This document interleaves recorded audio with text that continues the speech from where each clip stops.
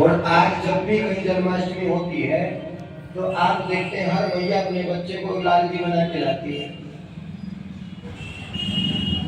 और इतना उत्सव होता है कि ऐसा लगता है कि जैसे ठाकुर जी आज ही प्रकट हुए। और भागवत जी के प्रथम श्लोक में कहा भी है भगवान का स्वरूप कैसा है, आनंद। और कल आपने मनाया नंद के आनंद भयो,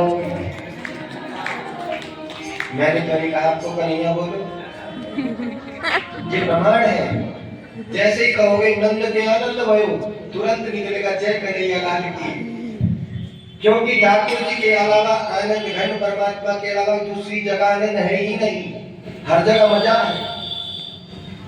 आपने सुना कल सूक्ष्म भगवान का जन्म मनाया गया, भगवान प्रकट हुए हैं तो वासुदेव जी अपनी असमर्थता प्रकट करते हैं कि देवकी कहती है कि इनका रक्षण करो। देखो भगवान क्यों आते हैं।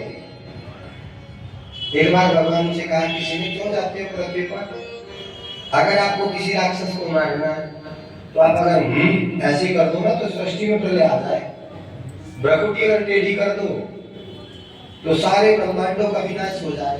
कितने ब्रह्मांड है, मैं प्रतिदिन निवेदन करता हूँ अखिल कोटि ब्रह्मांड बनाया 3.5 करोड़ ब्रह्मांड है। कितने, 3.5 करोड़। और संसार में जितने भी मंत्र हैं 7 करोड़ मंत्र हैं, 7 करोड़ से ज्यादा मंत्र नहीं है। और उनके स्वामी कौन है, ठाकुर जी है, दूसरा नहीं है। कि इनको बचाना चाहिए। एक बार कर्ण ने भगवान से शिकायत की, रोने लगा। भगवान बोले रो क्यों रहा है। कर्ण कहता प्रभु आपने मेरे साथ अन्याय किया, मैं पैदा तो हुआ राजकुमारी के यहाँ और मुझे सूत के यहाँ भेजा गया, नन्हे से बच्चे को पानी में बहा दिया गया और कदम कदम पर मुझे सूत पुत्र कह करके मेरा अपमान हुआ। हे नाथ आपने ऐसा क्यों किया। ठाकुर जी ने कहा करण यहाँ देख, ये जो तेरे सामने खड़ा है देखो, मैं त्रिलोकी का नाथ हूं। देखो ईसा मसीह ने कहा था ना भगवान का दूत हूं, पैगंबर ने कहा था मैं क्या हूं, फरिश्ता हूं। लेकिन हमारे ठाकुर जी ने कुरुक्षेत्र में खड़े होकर कहा था छाती ठोक के, अहम ब्रह्मास्मि, मैं परमात्मा हूं। ऐसे छाती ठोक के कहा मैं परमात्मा हूं। भगवान कह रहे कि मुझे देख, मैं सृष्टि का मालिक। तू कहता है दुख तेरे जीवन में ज्यादा है। जब मैं पैदा भी नहीं होने वाला था तब मेरी मां को मारने के लिए कंस तैयार था। मुझसे पहले मेरे 6 बहन भाइयों की हत्या कर दी गई। मैं पैदा जेल में हुआ और नन्हे से दूध में बालक को, जिसको मां की सबसे ज्यादा आवश्यकता होती है, दूध से हटा करके गोकुल में पहुंचा दिया गया। 6 दिन का हुआ था पूतना मारने पहुंच गई। 1 महीने का हुआ सत्यासुर पहुंच गया, तृणाव्रत पहुंच गया। कदम कदम पर मेरे कष्ट है। लेकिन हमारे लाल जी के कदम कदम पर कष्ट होने के बाद भी एक चीज बहुत सुंदर है, कभी भी हमारे ठाकुर जी के चेहरे से हंसी नहीं जाती।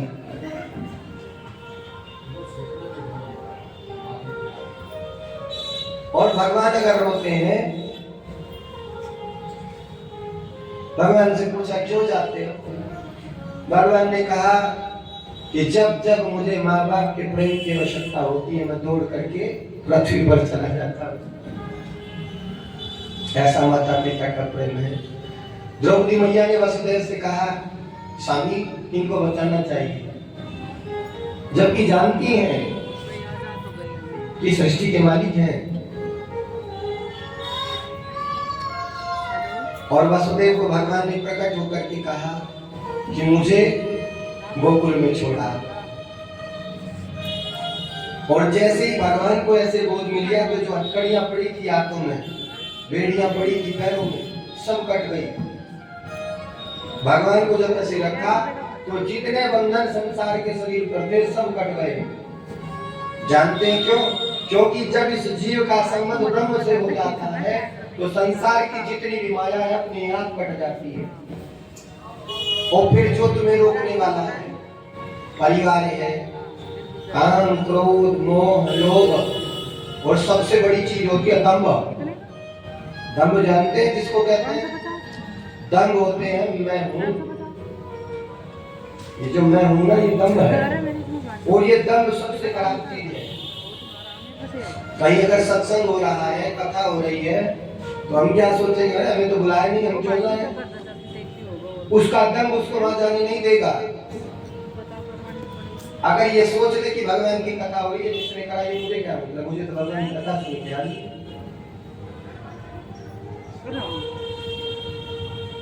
वासुदेव जी जब चले तो समस्त पहरेदार सो गए और यमुना किनारे आए हैं। और यमुना के किनारे खड़े होकर के वासुदेव जी सोच रहे हैं, उस दिन यमुना महारानी इतनी भयंकर स्वरूप में आई है कि वासुदेव जी सोच रहे हैं क्या करूं।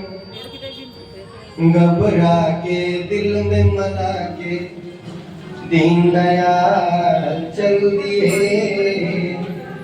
रख के छाछ में अपना बोला चलिए, बोला चलिए। घबरा के दिल में मना के दीन दयाल चल दिए, रख के छाछ में अपना चलिए, बोला चलिए। वसुदेव बेचारे कर्मों के मारे, वसुदेव बेचारे कर्मों के मारे। और यमुना महारानी में सोच रही क्या करूं। भगवान को मस्तक पर बजाया, वसुदेव जी महाराज लेके चल दिए। यमुना महारानी में जैसे घुसे, धीरे धीरे यमुना महारानी पहले यहाँ तक आई, फिर यहाँ तक आई, और धीरे धीरे जब यमुना महारानी यहाँ तक आ गई और यहाँ तक जब यमुना पहुंची तो भगवान ने सोचा आज तो यमुना ये भी भूल गई कि ससुर के सर पे चढ़ के जा बैठी हूँ। क्योंकि भगवान की पटरानी यमुना महारानी कुंवारी नहीं है। माता यमुना का नाम है कालिंदी, काल की बेटी है, शनि राम महाराज की बहन है, सूर्य की पुत्री है। काल की बहन है, सूर्य की पुत्री है, इसलिए इनका नाम एक सूर्यजा भी है। तो भगवान ने सोचा कि आज तो भगवान को ससुर के सर पे जा बैठी है। और जब भगवान वसुदेव जी ने और जरा सा ऊपर को सर किया तो यमुना महारानी कहती है जरा सर तो झुकाओ वसुदेव जी। क्या कह रही है? तेरी टोकरी में डेढ़ लोग आते हैं, घूमने तो चरण मुझे प्रेम से आज यमुना की करिया गया। जरा सर तो झुकाओ वसुदेव जी, तेरी टोकरी में डेढ़ लोग आते हैं, घूमने तो चरण मुझे प्रेम से आज यमुना की करिया गया। यमुना कह रही है कि वासुदेव जी, भगवान ने सोचा कि यमुना सारी मर्यादा भूल गई है। और देखो दो भाव है, एक तो भाव ये कि भगवान के चरणों का प्रक्षालन करने के लिए यमुना महारानी बढ़ी है, और दूसरा भाव ये देते हैं सुखदेव बाबा कि यमुना महारानी इतना रोई कि आज मेरे प्रभु को दंगे से बालक को माँ से दूर करके आज गोकुल को छोड़ के आ रहे हैं, इसलिए यमुना महारानी में जल बढ़ा है। भगवान ने जब देखा कि यमुना तो सर पे जा बैठी है ससुर के, तो भगवान ने अपने चरण को नीचे लटकाया और यमुना महारानी ने भगवान के चरणों का प्रक्षालन किया है। और चरणामृत लेकर के प्रसन्न होकर के यमुना महारानी अपने वास्तविक स्वरूप में आकर के कहने लगी, बोलो यमुना महारानी की जय हो। आज ये मुझको पार करेंगे, मैं हूँ इनकी आभारी हूँ। ये मुझे पार करने आए हैं। राम बने गंगा तट आए, यमुना तड़प रही थी। राम बने गंगा कटवाए, मारे थे अत्याचारी। यमुना प्रसन्न है कि राम बनकर के गंगा के तट गए थे और वहां क्या किया, वहां राक्षसों को मारा। लेकिन यहाँ क्या करने आए हैं, यहाँ तो बाल क्रीड़ा करने आए हैं। और भगवान को लेकर वसुदेव जी गोकुल पहुंचे और गोकुल में जाकर के सब सोए पड़े हैं। क्यों? क्योंकि वहां माता यशोदा ने कन्या को जन्म दिया। कन्या को ने योग माया, और जहां माया होती है सब सोए पड़े रहते हैं। हम भी तो सोए पड़े हैं। हम सब ये समझते हैं कि हमारे पास बहुत समय है, हमें तो 100 साल जीना है। पल की खबर नहीं है, सामान 100 बरस का। 100 बरस का सामान तैयार करके रखते हैं, लेकिन क्या कल का भरोसा है किसी को?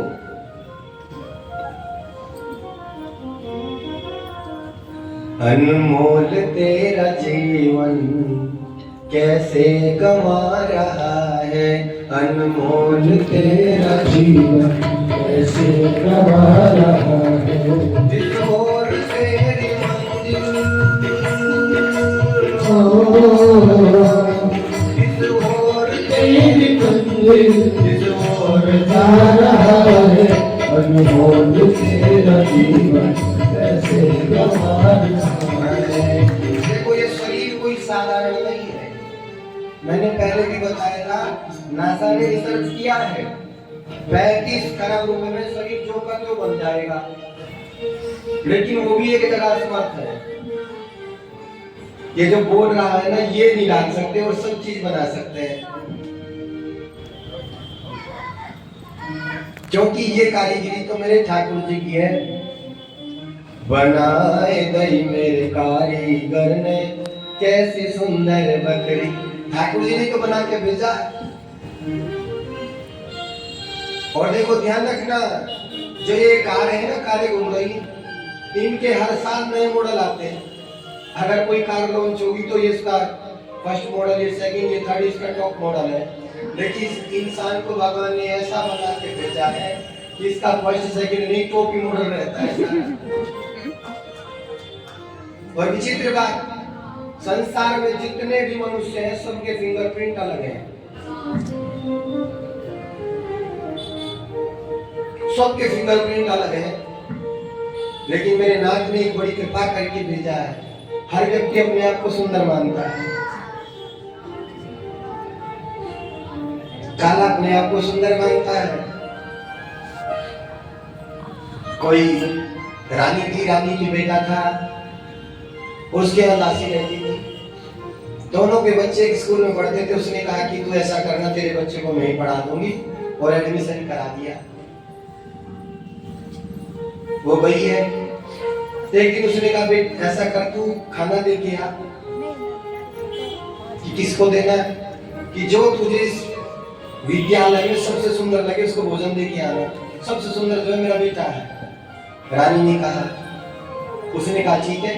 वो गई खाना देने, अब जा करके खाना दे के आ गई अपने बच्चे को।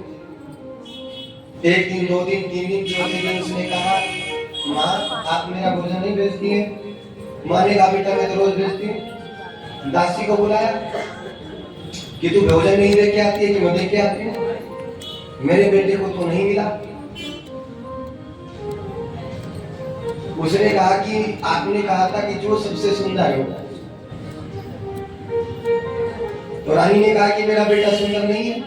उसने कहा कि मुझे तो सबसे ज्यादा अपने बेटे से सुंदर कोई लगता ही नहीं।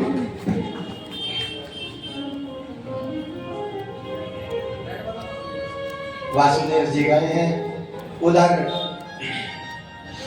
भगवान को बस यशोदा मैया के पास लेटाया है, और यशोदा मैया को लेटा करके मैं निवेदन करूं, जब भी कथा सुनने जाओ व्यासपीठ को भगवान को स्पर्श नहीं करना चाहिए, द्रव्य चढ़ा के दूर से प्रणाम करके बैठ जाना चाहिए। लाल जी को ले जा करके जैसे ही योग माया को लेकर के प्रवेश किया है। जैसे ही योग माया को सर पे लाके घर लाए हैं, कारावास में लाए हैं, तो जैसे ही लाके देवकी को दिया, उन्हें बेड़ियां लग गई। क्यों? क्योंकि ब्रह्म को तो छोड़ के आए और माया को ले आए। तो ये माया क्या करती है? माया पकड़ती है। और कंस को पता लगा है कि भैया बालक हुआ है। कंस दौड़ा दौड़ा जाता है और जा करके जब देखता है कि कन्या उत्पन्न हुई है, तो कंस कहता है, दया आ जाती है कंस के मन में। कंस कहने लगा, मेरी शत्रुता तो पुत्र से, पुत्री से नहीं। नारद बाबा फिर आ गए, जैसे पहले में आए थे ना, कमल का पुष्प तोड़ के बता रहे थे। नारद बाबा फिर आए कि कंस जानते थे कि अगर इसके मन में दया आ गई तो मरने में उतना ही विलंब होगा। कंस ने कहा कि आकाशवाणी याद कर। आकाशवाणी क्या थी? वो कहता आकाशवाणी थी कि इसका 8वीं संतान तेरी काल होगी। आकाशवाणी ये देख तो कहा नहीं था कि लड़का होगा कि लड़की। अब कंस ने कहा बात तो सही कह रहे। कन्या को हाथ में लिया और महल की छत पे जाकर के जैसे पटक करके मारा, तो एकदम से कन्या बोल उठी, किम मया हरति यदा वंदन जाता खलु तमानकृत यत्र पावा पूर्व शत्रुर्मा हिंसी कृपाणा। कन्या कहती है, मूर्ख कंस, तू मुझे क्या मारेगा? तुझे मारने वाला तो संसार में आ चुका है। अब कंस ने जब ऐसे सुना, और वो कन्या क्या करके आकाश में अष्टभुजी स्वरूप से प्रकट होगी। बोलो विंध्यवासिनी मैया की जय हो। और वो मैया कौन है? विंध्यवासिनी मैया ही वो कन्या है। और इस नाते से दुर्गा माता कौन हो गई? भगवान की बहन। और जब कंस ने इस प्रकार से देखा, और सप्तशती में भी आया है, नंद गोप गृहे जाता यशोदा गर्भ संभवा। भगवती को देवता कह रहे हैं कि तुम नंद के घर में उत्पन्न होकर के यशोदा के गर्भ से उत्पन्न हो गए। विंध्याचल निवासनी, और विंध्याचल पर्वत पर आपका आवास होगा। पूरी दुनिया में जितने भी माँ के स्वरूप है, 51 शक्तिपीठ जो है, वहाँ कहीं माँ का आंखें गिरी है, कहीं माँ की नासिका है, कहीं मैया की ग्रीवा है, कहीं मैया के हाथ है। जहाँ माँ की नासिका गिरी, जहाँ आंखें गिरी तो नैना देवी, मन गिरा मनसा देवी। जहाँ जहाँ जो अंग गिरता चला गया, वही वही उसी नाम से शक्तिपीठ हो गया। लेकिन विंध्येश्वर में विंध्येश्वरी माता पूर्ण रूप से साक्षात विराजमान है, और हमारे ठाकुर जी की कुल देवी है। बोले मेरे श्री माता की जय। तेरे चरण, एक बार माँ को प्रणाम करें, फिर आगे चलें। तेरे चरणों में जननी भावना के फूल आया, तेरे चरणों में आया, तेरे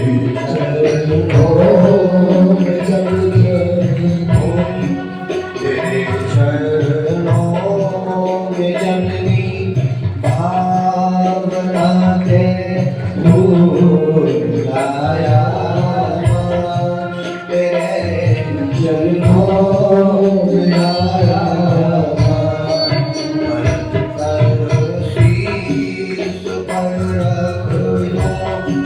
करे सोता बताया, तेरे चरणों में आया। माँ को पुकार के कह दीजिए, महाकाली महालक्ष्मी महामाई तू ही माता। महाकाली महालक्ष्मी महामाई तू ही माता।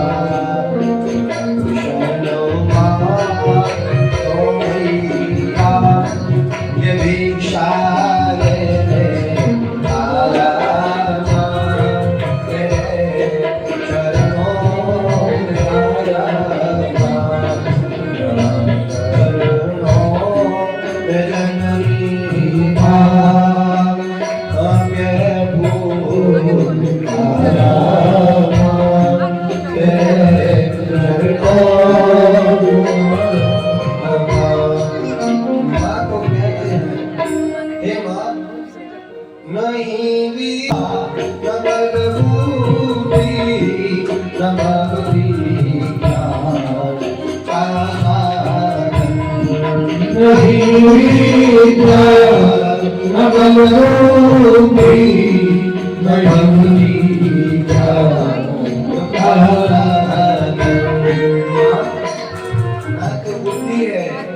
ना विद्या है ना बल है, फिर माँ पूछती है फिर क्या करने आए हो?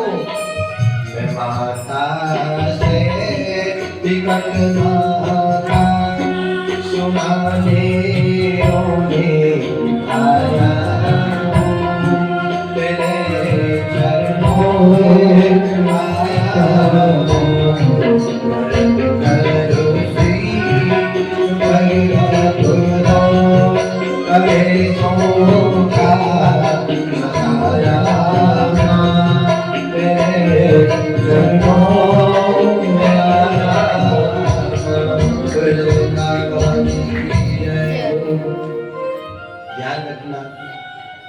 माँ के सामने जाकर के कभी कुछ मांगने की आवश्यकता नहीं, क्योंकि एक काम करना है, बस रो देना है। और जैसे ही तुम रोगे, जब मैया काम करती रहती है माँ, बोले वृंदावन बिहारी लाल की जय। हम सबका परम सौभाग्य सोनीपत से चलकर माता चिट्टाने वाले मंदिर के महंत हमारे बड़े भैया आचार्य अमित सोनक जी कृपा करके बुला रहे हैं। हर वर्ष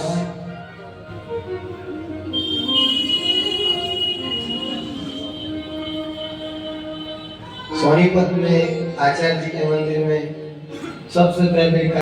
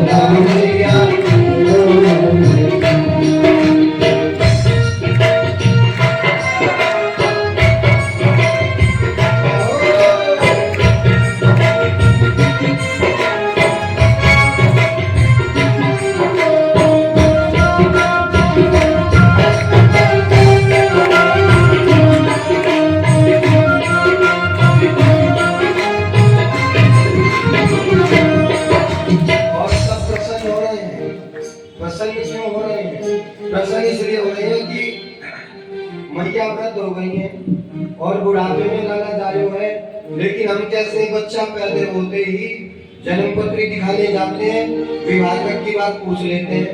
और ब्रजवासी क्या सोच रहे हैं? ब्रजवासी कह रहे हैं बड़े भागन तेरे मांग यशोदा ऐसा सुखद जायो, बड़े भागन से मांग यशोदा ऐसा सुखद जायो।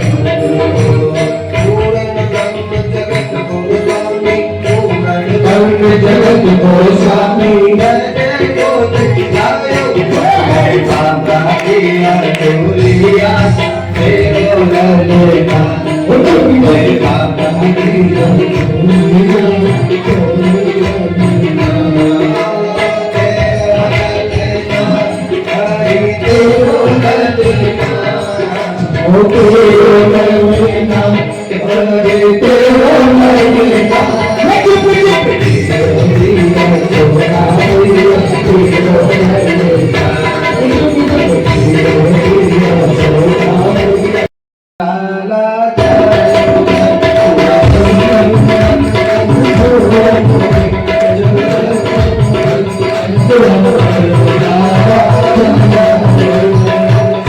आनंद के साथ आनंद मना रहे थे और नाचते नाचते नंद बाबा को याद आया कि मुझे तो मथुरा जाना है कर देने के लिए। और नंद बाबा ने एक गोप को बुलाया, भैया तनिक यहाँ गोपाल गोकुल रक्षायाम निरूप्या मधुरं गतां नन्दाकस्य सवार्षिक्यं करं दातुकुरुभया। नंद बाबा को याद है कि मुझे तो मथुरा कर देने जाना है। ये नंद बाबा कौन है, ध्यान से सुनना। नंद बाबा ये जीव है